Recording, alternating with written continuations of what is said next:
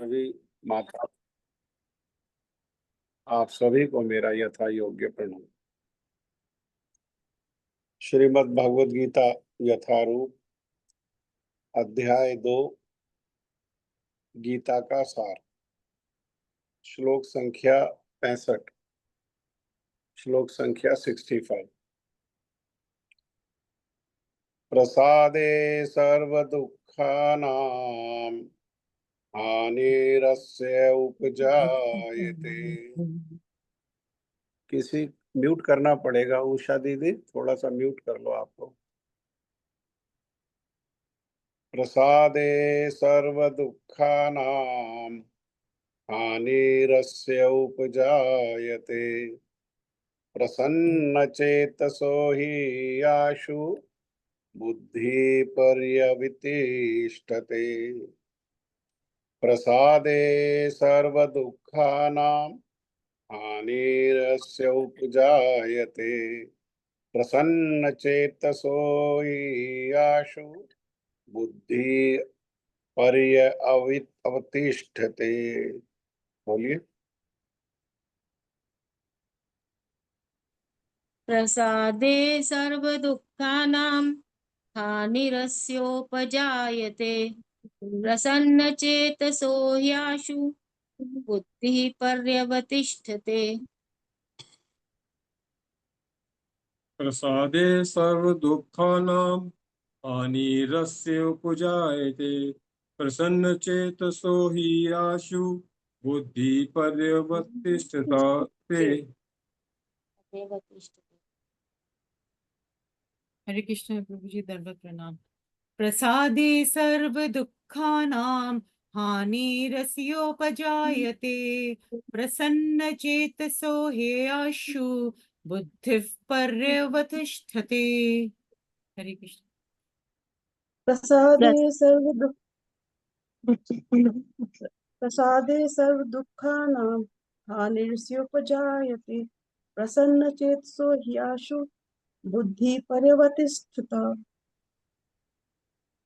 प्रयासे प्रसादे सर्वदुःखानां हानिरस्योपजायते। प्रसन्नचेतसो हि आशु बुद्धिः परिअवतिष्ठते।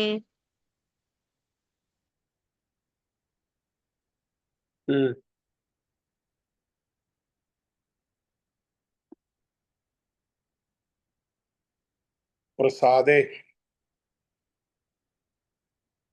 प्रसाद का अर्थ है कृपा। हमारे यहाँ भक्तों में कार्यक्रम होता है कथा कीर्तन का, तो कथा कीर्तन के बाद प्रसाद की व्यवस्था होती है। तो संसार में मान्यता है कि प्रसाद थोड़ा सा दे दो, हाथ में दे दो। क्यों? क्योंकि वो प्रसाद का ना अर्थ जानते हैं और ना प्रसाद की महिमा को जानते हैं। प्रसाद का अर्थ जैसा बताया कृपा है, तो कृपा कम से कम पेट भर के तो होनी चाहिए। अर्थात कृपा कैसे कितनी हो, कितनी कृपा को आकर्षित करते हैं भक्त जो है, या हमारे जीवन में कितना कृपा को आकर्षित करने का लक्ष्य है, अधिक से अधिक। हाँ, तो कह रहे हैं कि इस प्रकार से भगवत भक्ति से जो भगवत भक्ति करता है वो व्यक्ति तुष्ट हो जाता है, और ऐसे तुष्ट व्यक्ति के लिए संसार के जो तीनों ताप हैं वो नष्ट हो जाते हैं केवल भक्ति से। क्योंकि श्रील रूप गोस्वामी पाद जी ने श्री भक्ति रसामृत सिंधु में भक्ति की तीनों अवस्थाओं में भक्ति के लक्षण को बताया। ये कौन है जो अनम्यूट है? म्यूट कर लो, आवाज आती है आपके बीच में, डिस्टरबेंस होती है। तीनों अवस्थाओं में भक्ति का लक्षण को बताया। कनिष्ठ अधिकार में, मध्यम अधिकार में और उत्तम अधिकार में।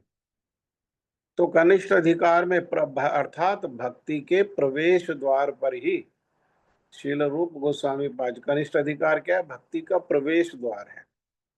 तो वहां शील रूप गोस्वामी पाद जी कह रहे हैं कि भक्ति का वहां क्या लक्षण है। जैसे बीज अंकुरित हुआ तो उस अंकुरित बीज में 2 पत्ते निकले, ऐसे ही भक्ति का बीज अभी हृदय में अंकुरित ही हुआ है तो उसमें 2 पत्ते निकले हैं।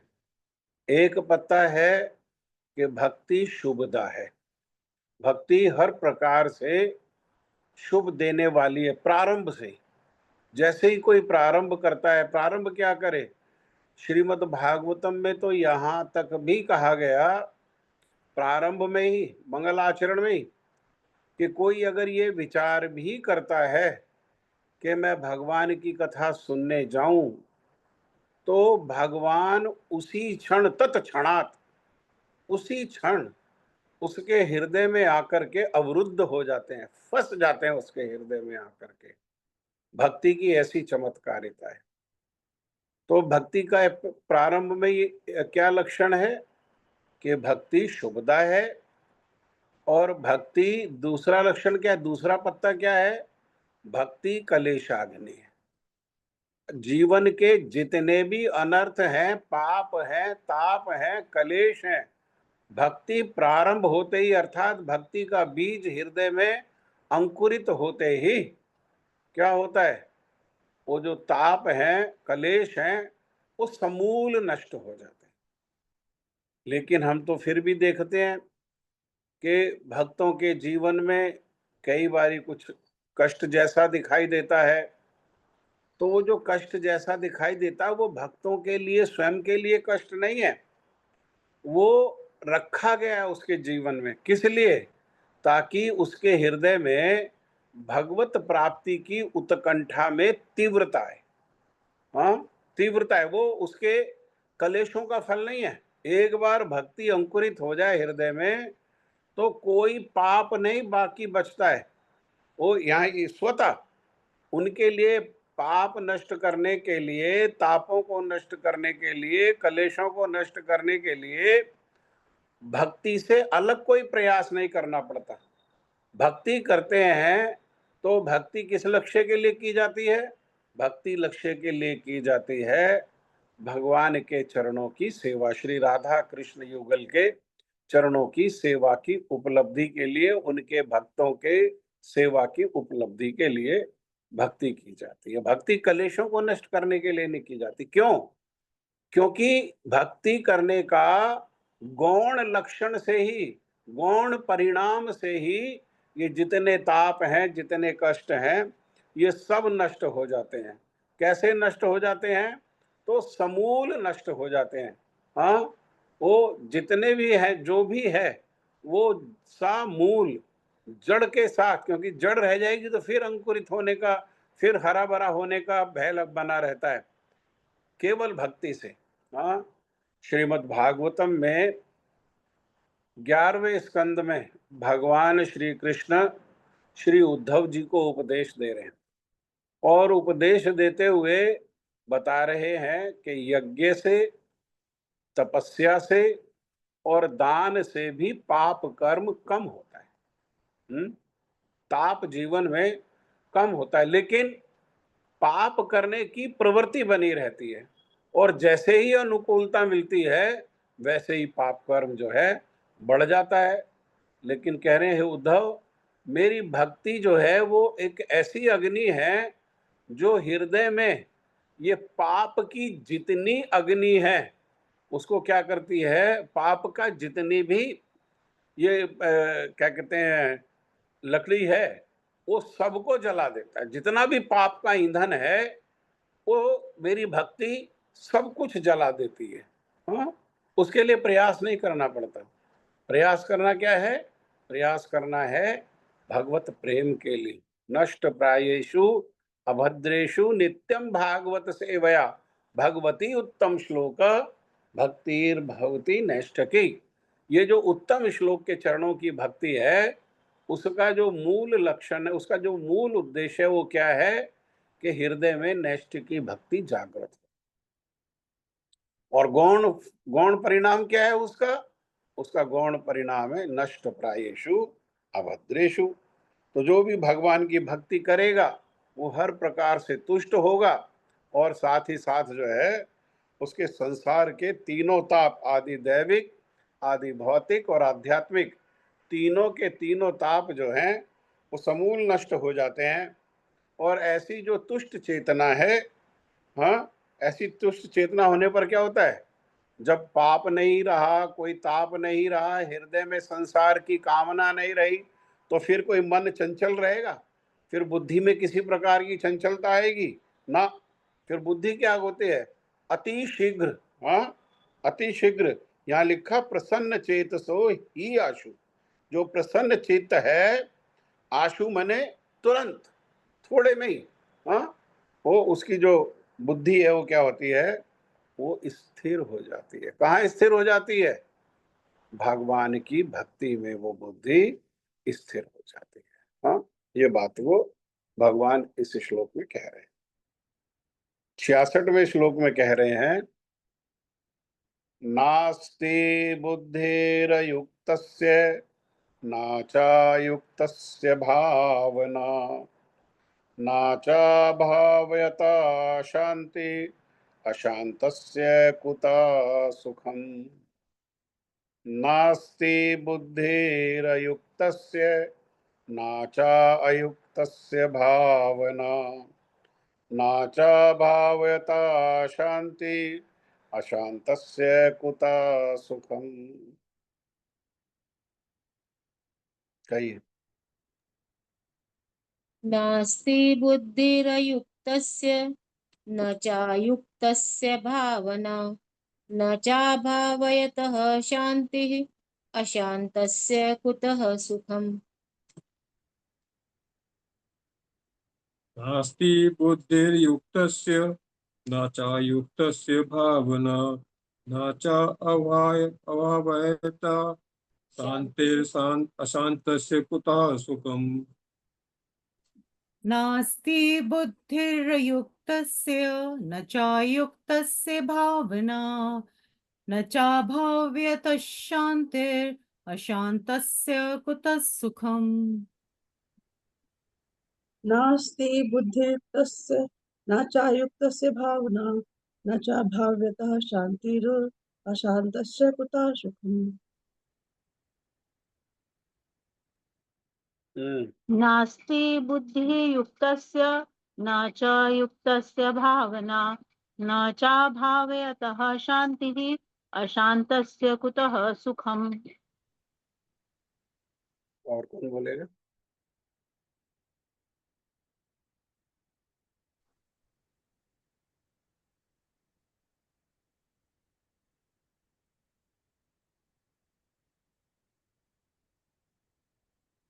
नास्ति बुद्धिर्युक्तस्य न चायुक्तस्य भावना न चाभाव्यतः शान्तिः अशान्तस्य कुतः सुखम्।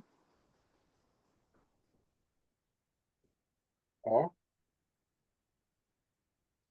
नास्ति बुद्धिर अयुक्तस्य न च अयुक्तस्य भावना न च भाव्यता शांति अशांतस्य कुतः सुखम।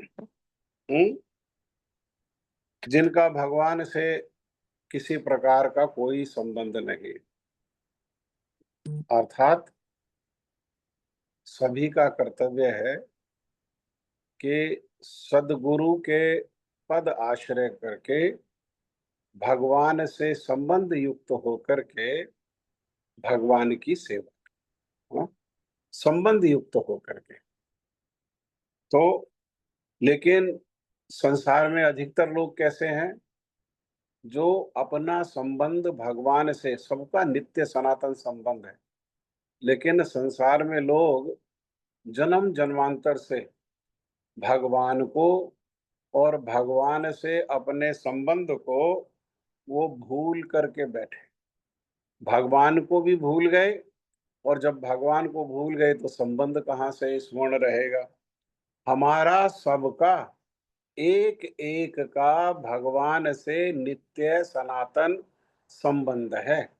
हाँ, किसी का दास के रूप में संबंध हो सकता है, दास और स्वामी, किसी का सखा के रूप में संबंध हो सकता है, कोई भगवान के माता पिता के रूप में सेवक हो सकते हैं, कोई भगवान की पत्नी के रूप में सेवक हो सकता है, और कोई भगवान की प्रियतमा के रूप में सेवक हो सकता है। हाँ, ये संबंध। लेकिन हम सब भगवान के सेवक हैं, हम सबके हृदय में भगवान तो है ही, भगवान की भक्ति भी हम सबके हृदय में, लेकिन क्या हो गई है, वो आवृत हो गई है। हाँ, तो ऐसे लोग जो भगवान से संबंधित नहीं है, जिनका भगवान से संबंध नहीं है, उनकी बुद्धि साधारण होती है। कैसी साधारण होती है? संसारिक। वो दिव्य बुद्धि नहीं होती। जब तक बुद्धि भगवान से जुड़ेगी नहीं, तब तक जो बुद्धि है वो संसार से निकल करके वो तद वस्तु में प्रवेश कर ही नहीं सकती। दिव्य मतलब तद वस्तु, तद वस्तु में जो है वो प्रवेश नहीं कर सकती है। तो ऐसी बुद्धि कैसी होती है? वो सांसारिक होती है। ऐसी बुद्धि दिव्य नहीं होती है, और ना ही उनका मन स्थिर होता है। मन में कैसा है? मन भी चंचल है, और बुद्धि भी कैसी है? बुद्धि भी में भी चंचलता है। कैसे? दोनों में कैसी चंचलता है? मन एक के बाद एक, एक के बाद एक, कभी खत्म ना होने वाली कामनाएं करता है। तो मन का स्वभाव ही है। हाँ, मन का स्वभाव क्या है? मन का स्वभाव है संकल्प और विकल्प। अभी संकल्प और दूसरे ही क्षण विकल्प, ये मन का स्वभाव है। तो वो संकल्प विकल्प करता रहता है, और बुद्ध तो ये इस प्रकार से तो मन में चंचलता है। हाँ, और दूसरा बुद्धि में चंचलता है। कैसी चंचलता है? कि बुद्धि मन की दासी होकर के, हाँ, जो भगवान के भक्त हैं उनकी बुद्धि मन की स्वामिनी होती है। लेकिन जो संसारिक लोग हैं, जो भोग आदि में जिनकी इंद्रियां लगी हुई हैं और भगवान से कोई संबंध नहीं है, ऐसे लोगों की बुद्धि मन की दास हो जाती है, मन की सेविका हो जाती है। और मन जो इच्छा करता है, मन जो कामना करता है, बुद्धि दासी होकर के उस कामना को पूरा करने की योजना, चेष्टा, प्रयास करने लगती है। अब बाकी जो इंद्रियां हैं, उन इंद्रियों को लेकर के, हाँ, उन इंद्रियों को साथ लेकर के वो उस भोग की जो मन ने कामना करी है उसकी इच्छा को पूरा करने की कोशिश करता रहता है। तो मन भी चंचल और बुद्धि भी चंचल। जब मन में चंचलता है और बुद्धि में चंचलता है, तो शांति कहाँ से होगी? शांति हो ही नहीं सकती। शांति की दूर दूर तक कोई संभावना नहीं है। और जिसके जीवन में शांति नहीं है वो सुखी हो ही नहीं सकता। भगवान स्वयं कह रहे हैं, अशांतस्य कुता सुखम। अरे जो अशांत है उसको शांति कहाँ से आई? हाँ, उसको सुख कहाँ से आया? सुख जीवन में शांति आने के बाद जीवन में सुख आएगा। जब तक जीवन में मन और बुद्धि स्थिर नहीं है, जब तक मन और बुद्धि अशांत हैं, तब तक जीवन में किसी प्रकार का भी सुख जो है आ नहीं सकता। हाँ, श्रीमद् भगवत गीता के 5वें अध्याय में ही भगवान हमको बताएंगे, आगे जाकर के हम सुनेंगे कि शांति कैसे जीवन में आ सकती है। हाँ, ये यूनाइटेड नेशन से भी शांति नहीं आ रही है, ना ही आ सकती है। संसारिक किसी प्रयास से भी शांति नहीं आ सकती है। जब तक के विचारधारा भगवान जैसा बता रहे हैं वैसी विचारधारा नहीं होगी, तब तक जीवन में शांति नहीं आ सकती। तो भगवान क्या बता रहे हैं? भगवान विचार दे रहे हैं, भोक्ताराम यज्ञ तपसाम सर्वलोक महेश्वरम सुहृद सर्वभूतानां ज्ञात्वा मत्वा माम शांतिम रक्षति। तीन चीजों को मानेंगे, तीन चीजों को स्वीकार करना पड़ेगा, और उन तीन चीजों को स्वीकार करके उसके अनुसार अभ्यास करना पड़ेगा, तब जाकर जीवन में शांति आएगी। क्या तीन चीजों को मानना पड़ेगा? पहली चीज है भोक्ता राम यज्ञ तपसाम। जितने भी यज्ञ हैं, जितने भी तपस्या है, संसार में जो भी कुछ है, उस सब के भोक्ता कौन है? उस सब के भोक्ता भगवान है। जीव भोक्ता नहीं है। जीव तो अपना जीवन यापन के लिए उपभोक्ता तो हो सकता है, केवल किसके लिए? भोग के लिए नहीं, जीवन यापन के लिए, जीवन चले, ये शरीर बना रहे, हाँ, ये सामाजिक स्थिति बनी रहे, उसके लिए उपभोक्ता हो सकता है। अर्थात भगवान को समर्पित वस्तुओं को प्रसाद के रूप में अपने जीवन यापन के उद्देश्य से, हाँ, उनको ग्रहण कर सकता है, उपभोक्ता हो सकता है, भोक्ता नहीं हो सकता। हाँ, पहली चीज क्या हुई? आप लोग नोट कर रहे हैं, भोक्ता राम यज्ञ तपसाम के जो भगवान है वो कैसे हैं? भगवान जो है भोक्ता है सारे यज्ञों के, सारी तपस्याओं के। क्यों? क्योंकि सारी सृष्टि भगवान की है। सबकी सृष्टि किसने करी है? भगवान ने करी है। कोई सृष्टि किस उद्देश्य से करता है? हम भी जीवन में सृष्टि करते हैं। घर की सृष्टि किस उद्देश्य से करते हैं? हाँ, घर को भोग के उद्देश्य से, है ना। हम भी तो सारी सृष्टि संसार में लोग जो है इसी उद्देश्य से करते हैं, संसारिक लोग। भगवान ने ये सारी सृष्टि करी है उनकी प्रीति प्रसन्नता के उद्देश्य से, उनके सुख के उद्देश्य से। तो पहली बात, भगवान जो है वो भोक्ता है। दूसरा, सर्वलोक महेश्वरम। सारे लोकों के जो हमें दिखाई देता है, जो नहीं दिखाई देता है, जिसको हम विचार से पकड़ पाते हैं, जिसको हम विचार से नहीं पकड़ पाते हैं, सबके स्वामी भगवान है, क्योंकि सबकी सृष्टि भगवान ने करी है। भगवान आगे जाके कहेंगे कि ये प्रारंभ में मैं अकेला था और अंत में भी क्या होगा? अंत में भी मैं अकेला रह जाऊंगा। हाँ, भगवान से ही सृष्टि होती है और अंत में वहीं पर जो है वो सृष्टि जो है वो रह जाती है। तो जितनी भी सृष्टि है, जितने भी लोक हैं, जितनी भी संपत्ति है, वो सबके स्वामी कौन है? सबके स्वामी भगवान। हाँ? हमारे पास भी जो संपत्ति है उसके स्वामी भी भगवान है। ये विचार को ग्रहण करना पड़ेगा। श्रील भक्ति विनोद ठाकुर कह रहे हैं एक कीर्तन में कि प्रभु ये सब संपत्ति तो आपकी है। तो मैं कौन हूं? अरे मैं तो आपकी संपत्ति का चौकीदार।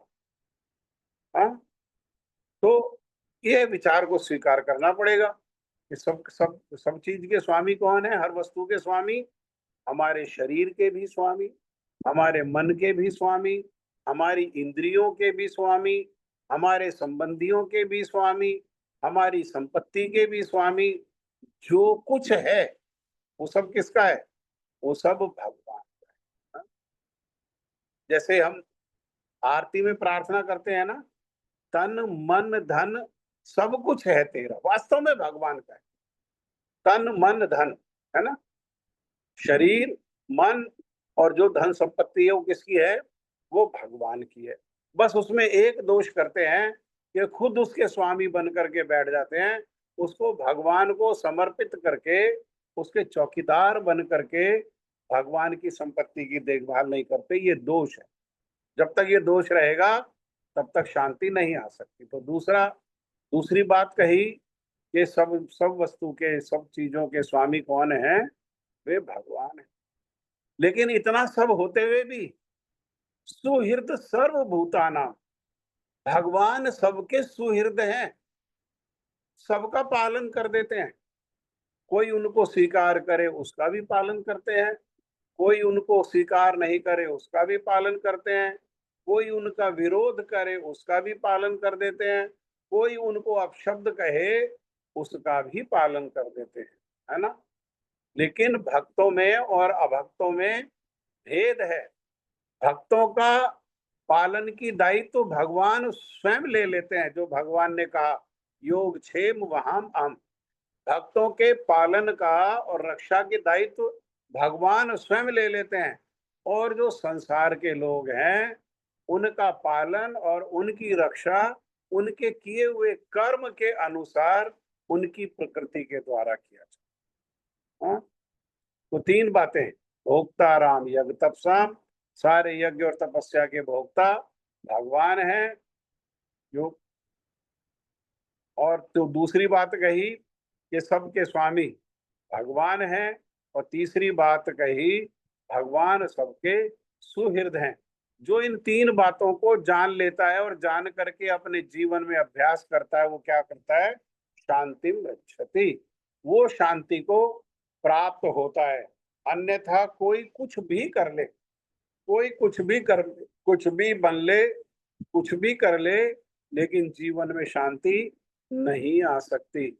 और जब तक जीवन में शांति नहीं आएगी तब तक जो है जीवन में सुख नहीं आए, है ना।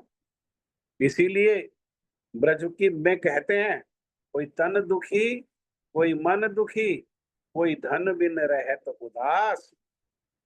हाँ, थोड़े थोड़े सब दुखी, सुखी कृष्ण का दास। जिसने कृष्ण को इस प्रकार से स्वीकार करके और अपनी जो वैधानिक स्थिति है उसको स्वीकार करके और उस स्थिति में जो संबंध है उस संबंध से युक्त होकर के जो भगवान की सेवा में लगे हैं, उनका मन भी स्थिर होगा, उनकी बुद्धि भी स्थिर होगी, उनके जीवन में शांति होगी, और शांति होने से उनके जीवन में दुख स्पर्श भी नहीं कर सकता, वे हर समय सुखी ही रहे।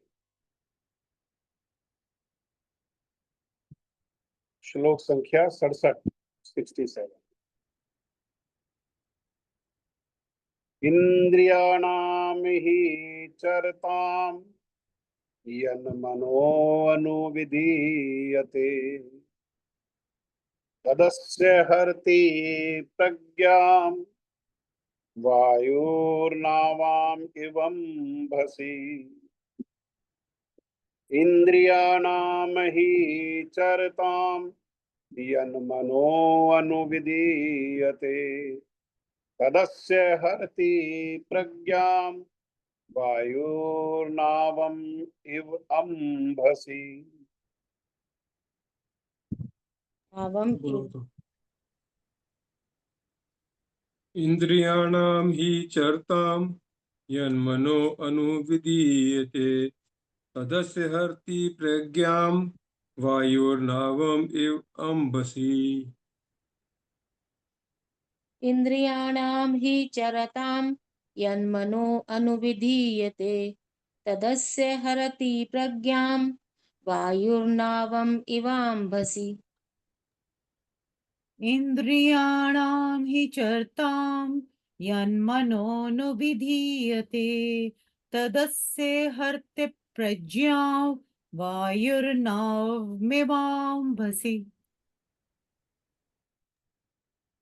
इन्द्रियाणां हि चरतां यन्मनो अनुविधीयते तदस्य हरति प्रज्ञां वायुनावम् इव अंभसि।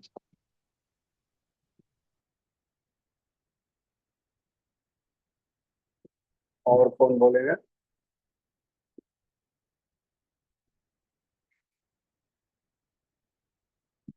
इंद्रियाणाम हि चरताम यन्मनो अनुविधीयते तदस्य हरति प्रज्ञां वायुर्नावम इव अंभसि।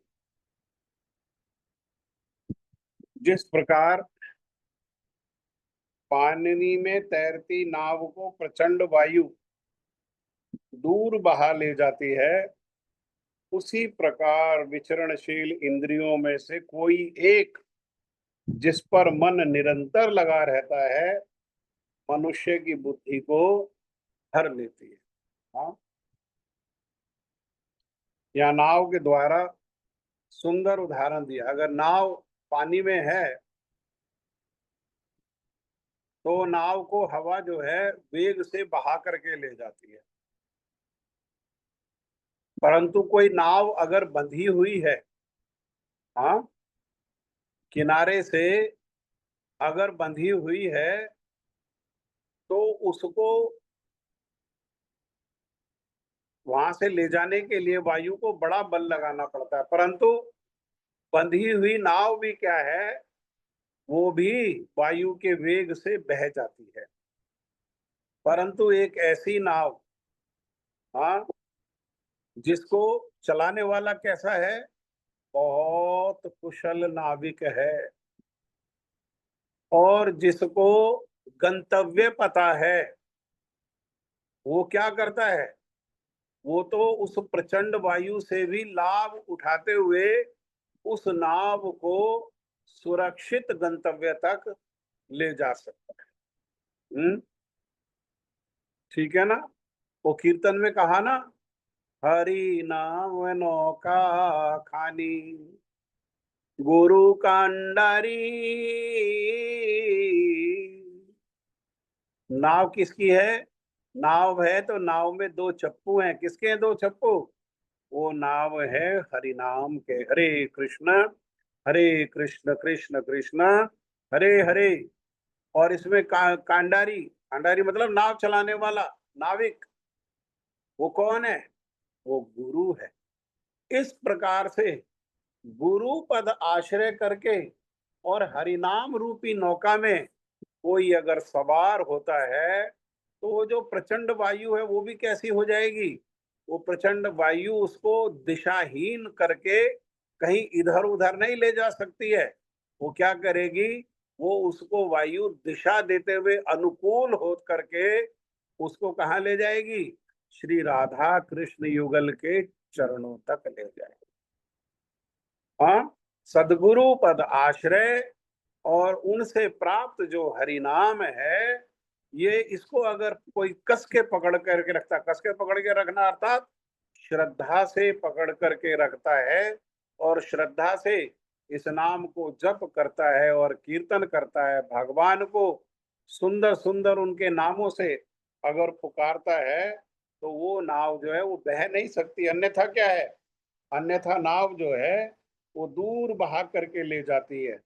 अर्थात विचरणशील इंद्रियां, जिनकी इंद्रियां विषयों में विचरण करती हैं, हाँ, जिनकी इंद्रियां भगवान में लगी हुई हैं, उनका कुछ नहीं बिगड़ सकता। लेकिन इसके विपरीत जिनकी इंद्रियां जो हैं वो विचरण कर रही हैं, किसमें, संसार के भोगों में, और इंद्रिय के साथ मन भी लगा हुआ है। हाँ, मन भी क्या कर रहा है, मन मन कैसे भोगेगा, भोगता मन है, परंतु मन भोगेगा कैसे, इंद्रियों के माध्यम से ही तो भोगेगा। जो प्रेत अवस्था है, जो भूत का प्रयोनि है, उसमें वो लोग क्यों कष्ट पाते हैं, क्योंकि मन तो होता है, सूक्ष्म शरीर तो होता है, लेकिन इंद्रियां नहीं होती हैं। तो मन इच्छा तो करता है भोगने की, लेकिन भोगने के लिए इंद्रियां नहीं है। हाँ, इसीलिए वो भोग के उद्देश्य से जो मलिन शरीर होते हैं, जो मलिन आचरण वाले शरीर होते हैं, हाँ, जो भगवत भक्ति का जहां पर बल नहीं होता है, ऐसे शरीरों में क्या करते हैं, ऐसे शरीरों में प्रवेश करके वो अपने भोग को पूरा करना चाहते हैं। हाँ, तो जिनकी इंद्रियां विचरणशील है और मन भी उनमें लगा हुआ है, तो वो क्या है, ऐसे मनुष्य की बुद्धि जो है वो हर ली जाती है। और दूसरी ओर जिनकी इंद्रियां और मन भगवान में लगा हुआ है, जिन्होंने अपनी नाव को जो है जीवन रूपी जो नाव है उसको गुरु के समर्पित कर दिया है। हाँ, गुरु चलाएंगे, दिशा देंगे, गुरु बताएंगे, गुरु उपदेश देंगे, हम उसको पालन करेंगे और साथ ही साथ उनके द्वारा प्रदान जो प्रदत्त जो है ये बड़ा शक्तिशाली, परम शक्तिशाली भगवान का जो नाम है, उस नाम को जप करेंगे तो उनकी बुद्धि कैसी हो जाती है, उनकी बुद्धि भगवान के चरणों में स्थिर हो जाती है। ठीक है, अब जप करिए, किसकी जिनकी बारी है वो जप करो। हरे कृष्ण प्रभु जी, दंडवत प्रणाम। ॐ अज्ञानतिमिरान्धस्य ज्ञानाञ्जनशलाकया चक्षुरुन्मीलितं येन तस्मै श्रीगुरुवे नमः। नमः ॐ विष्णुपादाय राधिकाय प्रियात्मने श्रीमद्भक्तिवेदान्त नारायण गोस्वामी इति नामिने। नमः ॐ विष्णुपादाय कृष्णपृष्ठाय भूतले श्रीमते भक्तिवेदांत स्वामिन इति नामिने। श्री कृष्ण चैतन्य प्रभु नित्यानंद श्री अद्वैत गदाधर श्रीवासादि गौर भक्त वृंद। हरे कृष्ण कृष्ण कृष्ण हरे हरे, हरे राम राम राम हरे हरे। हरे कृष्ण कृष्ण कृष्ण हरे हरे, हरे राम राम राम हरे हरे।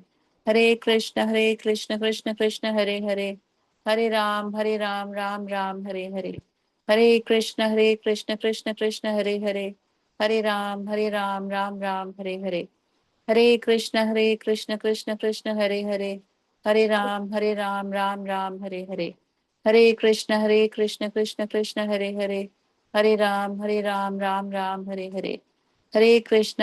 कृष्ण कृष्ण हरे हरे,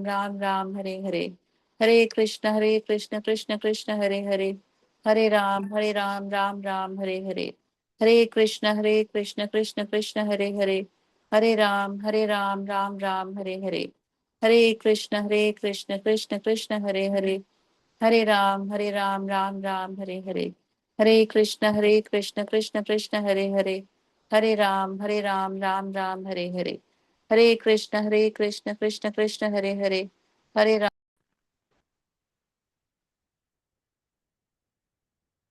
भगवान क्या करते हैं कि भक्तों के कर्म फल नष्ट हो, मैंने जैसा बताया भक्ति से। लेकिन हम किसी भी क्रिया को भक्ति स्वीकार कर लेंगे वो ठीक नहीं। लापरवाही से, है ना, अपने मन चाहे तरीके से, अपने सारी सुविधाओं के अनुसार हम करेंगे, लेकिन जो भक्ति है, हाँ, वो भक्ति सारे कर्म फलों को नष्ट कर देने वाली। परंतु फिर भी भगवान क्या करते हैं, कुछ कर्मों को भक्त के जीवन में रख देते हैं। किस लिए रख देते हैं? अगर कोई कर्म नहीं होगा, कर्म फल नहीं होगा, तो शरीर नहीं रहेगा, और शरीर नहीं रहेगा तो भक्ति कैसे होगी? हाँ, शरीर बना रहे। अरे, ये शरीर किस लिए मिला है? ये भोग शरीर है, भोगने के लिए मिला है। क्या भोगने के लिए मिला है? अपने किए हुए पाप और पुण्यों को भोगने के लिए मिला है। अगर पाप और पुण्य सब नष्ट हो जाएंगे तो शरीर कैसे रहेगा? हाँ, तो शरीर को रख देते हैं कुछ साथ में, इसलिए ताकि जो भक्ति है उस तीव्रता से अपने जीवन में, इसी जीवन में उस भक्ति को पूरा कर सके।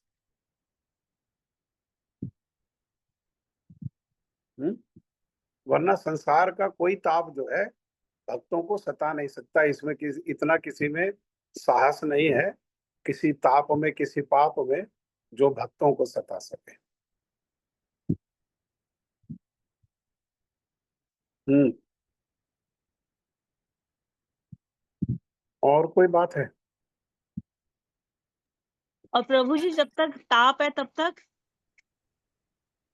जब तक ताप है तब तक चित्त में अशांति है, और जब तक अशांति है तब तक सुख नहीं है। लेकिन प्रभु जी जो भक्ति या भक्त की जो बात हो रही है वो तो फिर गुरु वर्गों के समान भक्त की बात हो रही है ना। श्रील रूप गोस्वामी पाद जी तो कनिष्ठ भक्त के लिए भी कह रहे हैं कि भक्ति कैसी है, शुभदा है। वो तो हम जैसे, वो तो मुझ कनिष्ठ जैसे के लिए है कि कनिष्ठ भगवान का नाम एक बार भी ले लिया तो भगवान छोड़ेंगे नहीं, ये वाली। हाँ, नहीं नहीं, श्रील रूप गोस्वामी पाद जी तो विस्तार से बता रहे हैं। कनिष्ठ अधिकार, पहले कनिष्ठ अधिकारी कौन है? जिसकी भगवान में अटूट श्रद्धा है। भी भक्तों में श्रद्धा होना बाकी है। हाँ, लेकिन अभी तो अटूट श्रद्धा वाली स्थिति नहीं है ना मेरी। तो अभी नहीं है, तो फिर उसके अनुसार तो उसमें तो अभी कर्म फल भोगते रहना पड़ेगा तब तक, जब है। तक कि वो स्थिति नहीं आती तब तक तो कर्म फल भोगते रहना पड़ेगा। तब तक मन में चंचलता रहेगी। तब तक मन में चंचलता रहेगी, संसार बना रहेगा मन में। और संसार बना रहेगा तो संसार में तो दो ही चीज है यहाँ, या तो पाप है या तो पुण्य है। पाप का फल दुख है और पुण्य का फल सुख। तो दुख सुख चलता रहेगा। लेकिन जो लग गए हैं नित्यम भागवत सेवया, नित्य ही भक्त भागवत और भक्त भागवत के मुख से ग्रंथ भागवत की सेवा में लगा लिया है जिन्होंने अपने आप को, उनके सारे अभद्र जो है वो नष्ट, उनके जीवन के सारे अभद्र नष्ट हो गए। भक्ति प्रारंभिक अवस्था में ही गोस्वामी तुलसीदास जी ने यही बात को हमारी भाषा में कहा। शील रूप गोस्वामी पाद जी तो कह रहे हैं संस्कृत में कि भक्ति शुभदा है और भक्ति कलेशाग्नि है। गोस्वामी तुलसीदास जी ने वही बात को साधारण हमारी भाषा में कहा, मंगल भवन अमंगलहारी। भक्ति क्या है? सारे अमंगल का हरण कर लेती है और हर प्रकार का मंगल जो है वो जीवन में होना प्रारंभ। मंगल भवन अमंगल। ठीक है।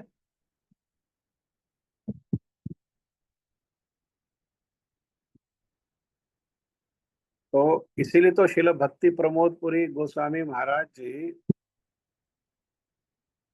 शिक्षा देने के लिए एक बार उनको एक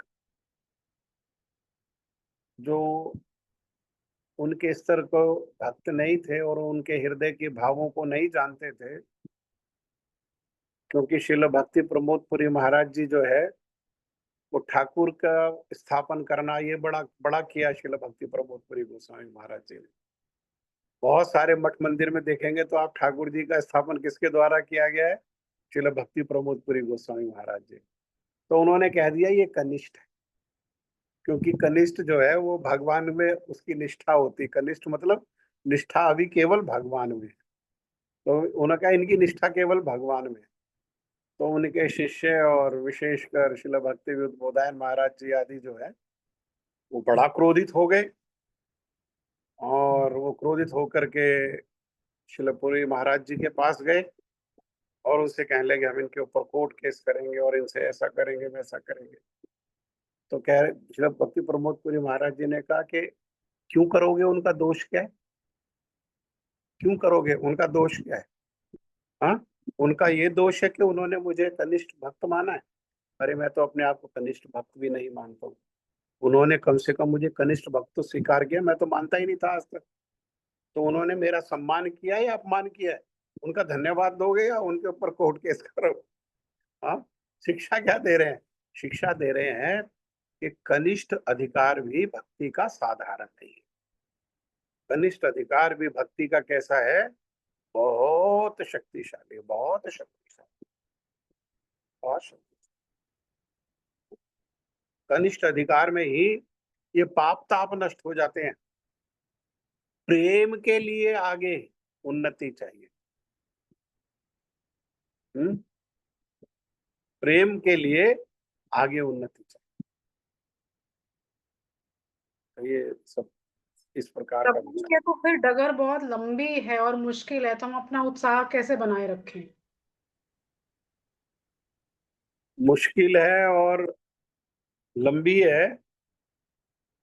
तो संसार में जो मुश्किल होती हैं चीजें और लंबी होती हैं उसमें उत्साह बना रहता नहीं रहता है। जब नर्सरी क्लास में होते हैं उस समय माता पिता कहते हैं कि इंजीनियरिंग करना, और बच्चा अपना लक्ष्य बना लेता है इंजीनियरिंग का। छोटा लक्ष्य है क्या? पहले nursery, LKG, KG, first second third, ऐसा करते हुए 12th, और 12th के बाद एग्जाम देना इंजीनियरिंग में प्रवेश के लिए, और फिर एडमिशन के लिए मारा मारी, और फिर जो है 4 साल इंजीनियरिंग में 8 सेमेस्टर इंजीनियरिंग में लगाना, और फिर क्या करना? फिर उसको प्रैक्टिकली करना, लोग अभ्यास करना, तब जा करके कहीं इंजीनियर बनता है। हाँ, तो एक संस्था, और वो इंजीनियरिंग कितने दिन काम आती है? अरे अधिक से अधिक 58 साल 60 साल, उसके बाद रिटायर, उसके बाद बुद्धि कार्य करना बंद कर देती है। तो संसार की तुच्छ वस्तु के लिए इतना उत्साह, इतना परिश्रम। हाँ, तुच्छ वस्तु के लिए इतना उत्साह, इतना परिश्रम, तो भगवान के लिए कितना उत्साह और कितना परिश्रम होना चाहिए। हाँ, हम देखते हैं जो सेना में लोग भर्ती हो जाते हैं, वो कैसा कहाँ पहाड़ों में रहते हैं -40 डिग्री टेम्परेचर में, और वहां उनका नित्य उत्साह बना रहता है, इतनी मेहनत करते हैं, इतना परिश्रम करते हैं, प्राण की बाजी लगा देते हैं, किसी भी क्षण प्राण जा सकता है, लेकिन प्राण की बाजी लगा करके और वो अपने कार्य को निर्वाह करते हैं। हाँ, और कहाँ गर्मी में कहीं रेगिस्तान में डाल दिया तो वहां पर +50-55 डिग्री टेम्परेचर। हाँ, कहीं पर कीचड़ वाला क्षेत्र, उनका उत्साह तो कम नहीं होता, पूरा उत्साह लगा करके दिन रात अपने प्राणों को लगा करके और वो देश की सेवा करते रहते हैं। अरे, हमारा उनसे अधिक उत्साह की आवश्यकता है क्या? हमारा मार्ग उनसे अधिक कठिन है क्या? अधिक कठिनाई है भक्ति करने में? भक्ति करने में क्या कठिनाई है? भक्ति तो सुसुखम, अरे जब की जाती है, भक्ति की ऐसी महिमा जब की जाती है तब भी सुख देने वाली है, और भक्ति को जो लक्ष्य है उसकी उपलब्धि होने पर भी सुख देने वाली है। ऐसा नहीं है, संसार की वस्तुएं ऐसी नहीं है। संसार की वस्तुएं तो जब उपलब्धि हो जाएगी तब भी गारंटी नहीं है सुख मिल जाएगा। एक आईएएस ने सुसाइड किया, जीवन में कितना परिश्रम करके उसने आईएएस किया होगा, और आईएएस करने के बाद भी उसको इतना दुख कलेश मिला कि उसको मृत्यु जो है वो सरल लगी जीने की बजाय। हाँ, तो संसार में इतना उत्साह जो है संसारिक तुच्छ चीजों के लिए बना रहता है, तो भगवान की प्राप्ति के लिए कितना हमारा उत्साह होना चाहिए, कितना परिश्रम होना चाहिए। इसीलिए गुरु जी कहते हैं कि साधन करना पड़ेगा। साधन कैसा करना पड़ेगा? डू और डाई के जैसे साधन करना पड़ेगा। इसीलिए गुरुजी साधक का जब भी उदाहरण देते हैं तो दो उदाहरण देते हैं, बिल्व मंगल ठाकुर और रघुनाथ दास गोस्वामी पाद। उन्होंने क्या किया? उन्होंने रघुनाथ दास गोस्वामी पाद ने भक्ति की प्रतिकूलता को, अरे राजकुमार होकर के घर में सब भोग सकते थे, क्या सुख नहीं था उनके घर में? हाँ, क्या सुख नहीं था? इंद्र से ज्यादा वैभव था, और गुरुजी कहते हैं अप्सरा से ज्यादा सुंदरी पत्नी थी, लेकिन भक्ति की प्रतिकूलता होने पर उन्होंने क्या किया? दृढ़ता से उसको त्याग दिया, और राधा कुंड के तट पर आकर के और एक दोना में छाछ पी करके, और सूर्य के ताप में ना ताप का पता है ना सर्दी का पता है, भगवान का भजन कर रहे हैं। ऐसे ही बिल्व मंगल ठाकुर जो है, आप देखा कि आंखें कैसी हैं? आंखें प्रतिकूल है, भक्ति में बाधा है, तो उन्होंने क्या किया? अपनी आंखों को ही फोड़ लिया, अपनी आंखों को ही त्याग दिया। हाँ, साधन करना पड़ेगा, साधन करना पड़ेगा, लेकिन ये साधन हमारा भक्तों के संग में सरल हो जाए। ये अकेले अकेले एकाकी आमार ना ही पाए बल, अकेले हमारे संभव नहीं होगा, लेकिन भक्तों के संग में क्या है? बस भक्तों के संग में चलते चलते अपने आप हो जाएगा। भक्त लोग जो है वो खुद भी करेंगे और अपने हमें भी करा लेंगे, है ना? मध्यम अधिकार में ही, मध्यम अधिकार क्या है? मध्यम अधिकार है जो कृष्ण प्रेम के लिए खुद भी चेष्टा कर रहे हैं और संसार के लोगों को भी प्रेरणा दे रहे हैं, उनको भी जो है प्रेरित कर रहे हैं और प्रभु जी भक्तों के संग में रहने से। और प्रभु जी जितना भी किया है उसका नाश नहीं होगा। ना प्रतवायु ना विद्यते स्वल्पमस्य धर्मस्य त्रायते मैं तो भयात। अरे, जो जीवन में स्वल्प भी किया है, अल्प का भी छोटा समय जो भजन किया है, वो नाश नहीं होगा। संसार में कितना ही पढ़ाई कर लो, कितना ही बड़े पद पर पहुंच जाओ, सब नाश हो जाता है। संसार में कितनी संपत्ति को संचय कर लो, सबका विनाश हो जाता है। सब कुछ, प्रधानमंत्री का पद, यूनाइटेड नेशन का चेयरमैन का पद, अमेरिका के प्रेसिडेंट का पद, सबका विनाश हो जाता है। टाटा बिरला सबका विनाश हो जाता है। हाँ, लेकिन भक्ति क्या है? स्वल्प जो किया हुआ जो भक्ति है, उसको भी ना तो उसका मूल्य ह्रास होता है, ना तो उसमें कोई मूल्य में कमी आती है, और ना उसका विनाश होता है, बल्कि क्या करता है? वो भक्त स्वल्प जो की हुई भक्ति है, वो भी महान भय से हमारा उद्धार कर लेती है। भक्ति की चमत्कारिता है भाई। एक बार लगे ना, एक बार ऐसा आनंद है, ऐसा रस है ये। और एक स्थिति ऐसी आती है, अगर साधक भी छोड़ना चाहे तो भगवान उसको पकड़ लेते हैं, फिर भगवान नहीं उसको छोड़ते। ठीक है, और कोई बात है?